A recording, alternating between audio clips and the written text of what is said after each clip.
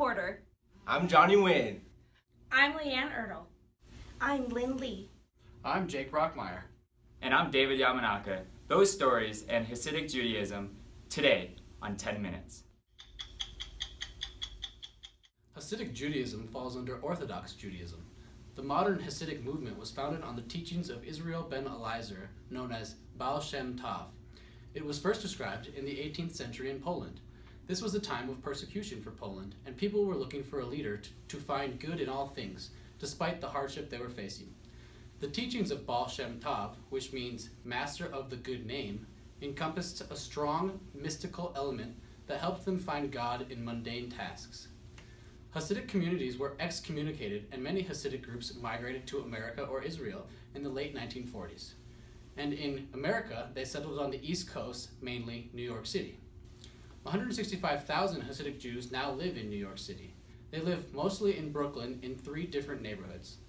There is overlap between the neighborhoods, but they are considered separate courts or communities. Daughter getting married? Are you looking to purchase a high-quality shtreimel made of genuine fur from Russia for your future son-in-law? Make sure he is ready for the Sabbath in style. Originally $6,000, now only $2,000. And for a limited time only, if you call now, get a free shtreimel comb with your purchase. 1-800-STREIMEL. Last week, we interviewed a Hasidic Jewish man from Brooklyn, New York, about what his religion means to him.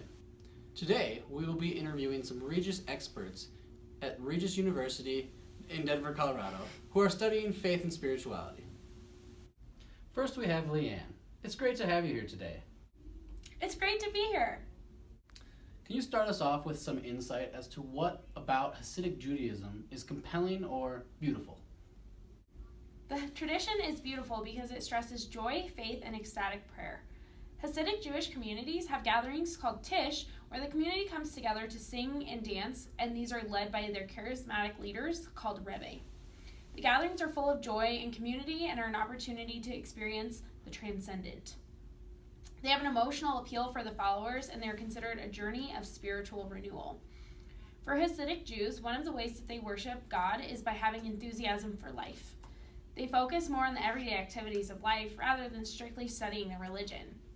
Hasidic Jews focus on having a personal experience and relationship with God rather than just on rituals. The Hasidic tradition emphasizes that all Jews can grow closer to God, whereas many other Jewish traditions place emphasis on the intellectual component and the difficulty of getting to know God. The word Hasidic comes from the Hebrew word chesed, meaning loving kindness, and has grown to mean those who do good things for others. Next, we have David. Thanks for being here, David. Thanks for having me. Why does one stay in or join this tradition of Judaism? In a Hasidic Judaism, you can be born Jewish if your mother is Jewish, or you can become Jewish according to the Orthodox standards. During the Tish gatherings in Hasidic Judaism, it is not only about studying the Talmud, but also enjoying life and dancing, which differs from other traditions of Judaism. Many Jewish leaders focus on scholarship. Hasidic Judaism figured not everyone could be a scholar, so they believe that as long as someone does something in honor of God, then he or she should have the opportunity to commune with God as long as they follow the Torah law. Hasidic Judaism puts an emphasis on the ideas and laws of Judaism, but puts a more spiritual and joyful twist on them.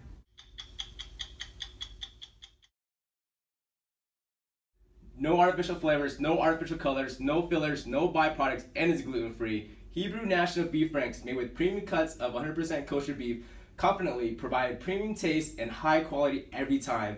At a backyard picnic or a summer ball game, this is a Frank you depend on. Are you a Yankees fan and a Hasidic Jew? No problem, now serving at Yankee Stadium.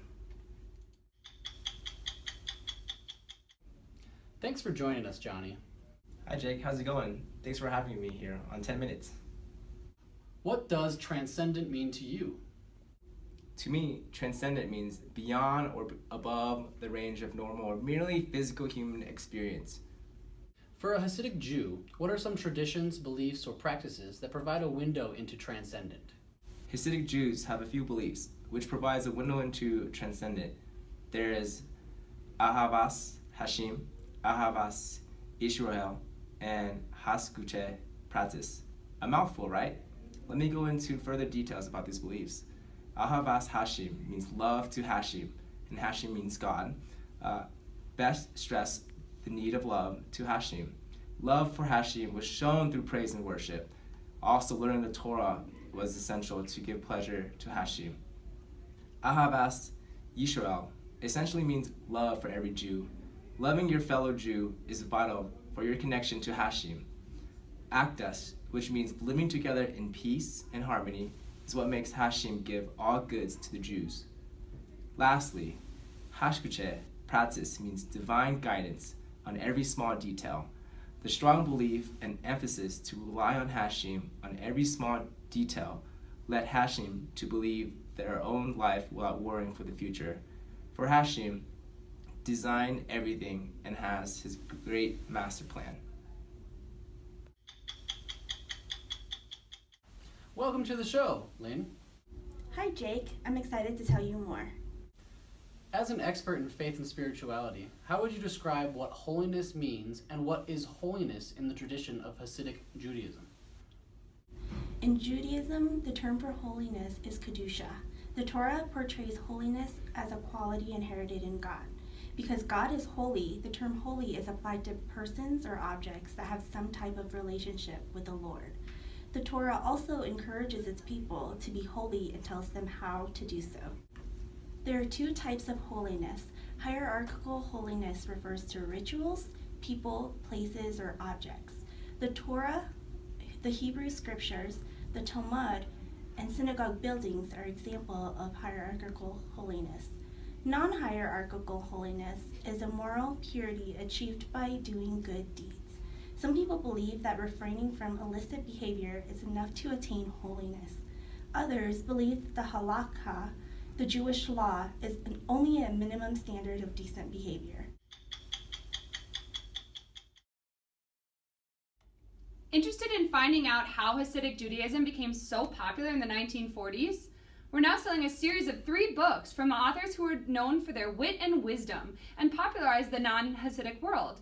For a limited time, only $33, you can get all 3, and it comes with a free curler, the best curler for your payat. Call 1-800-BOOKS for more information. Next we have Becca. We're so glad to have you here today to share your knowledge. Thanks, Jake. I'm glad to be here. Can you tell us if the tradition is theistic? How does it provide a pathway to God, and why is this important to the tradition's adherents? The tradition is theistic. They believe in God, similar to all other Jewish religions. They refer to themselves as the pious ones, which refers to their devout lifestyle, to God's word, as a pathway to God. It is based in mysticism and focuses on engagement with God through the most amazing experiences of life. To a Hasidic Jewish person, prayers and acts of loving kindness are truly the means of reaching God. They focus much less on rituals and other forms of Orthodox Judaism and focus more on emotion, warmth, and inclusiveness. The Hasidic tradition lays out ideals to provide a pathway for God. They are called to live a holy life, and everyday, daily actions are all sanctified. They live in tight-knit communities, known as courts, and they're centered around a spiritual leader who combines political and religious authority. This person is called the Rebbe. Rebbes offer guidance in every aspect of their life. They interpret the Torah, but they also offer guidance for secular life events, such as buying a house. By living in these communities, the varied customs and traditions can pervade their daily lives. They're able to participate in the traditions of music and dance within their courts and wear their traditional style of dress. Their clothing reflects values of piety, extreme traditionalism, and separatism. Overall, they reject asceticism. Married men wear long beards, side locks, black hats, and long coats. This is to remind the non-Jewish people that they are part of a religious group that appreciates separateness. This style of dress separates them as servants of God.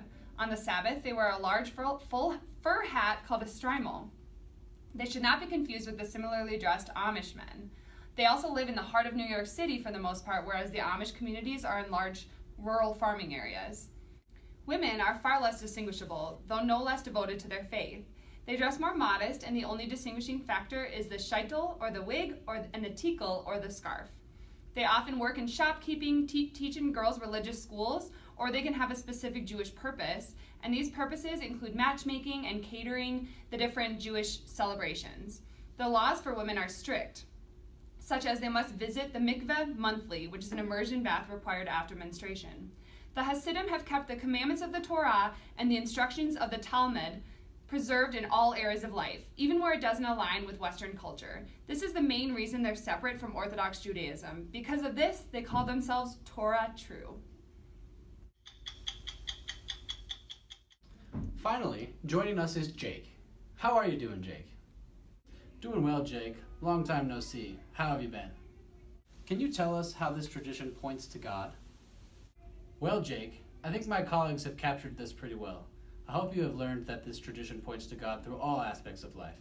Walking, talking, dining, simply living in a holy way of life, as well as prayer and song. Finally, at the center of this religion is the Torah, which points to God through the 13 dogmas of faith.